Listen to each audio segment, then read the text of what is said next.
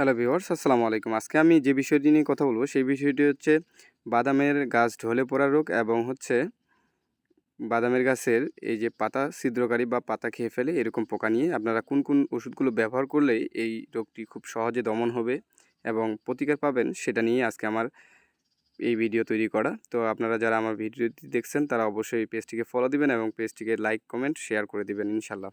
তো চলুন কথা না বাড়িয়ে আমরা চলে যাই এই পোকাগুলো এবং এই গাছগুলো ঢলে পড়া রোগটা আমরা কিভাবে সমাধান করব।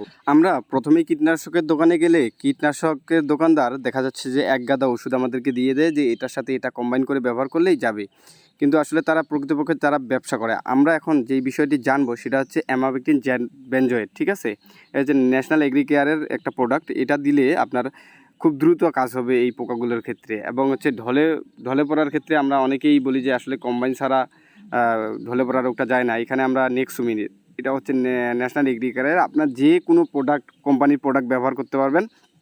শুধু আপনাকে জানতে হবে যে আপনি কোন গ্রুপগুলো ব্যবহার করছেন। এখানে আছে কাসুগামা গাইসিন 4% প্লাস কার্বেনাজিম, এই দুইটা গ্রুপ আমরা জানি যে যারা নইন ব্যবহার করি তারা অনেকেই জানি যে এই দুইটা গ্রুপ ব্যবহার করলে খুবই ভালো ফলাফল পাওয়া যায়। আর আমরা যারা স্মার্ট উদ্যোক্তা আছি অবশ্যই খেয়াল রাখতে হবে যে দমন না হওয়া পর্যন্ত 7 দিন অন্তর অন্তর আপনাকে এই ওষুধগুলো ব্যবহার করতে হবে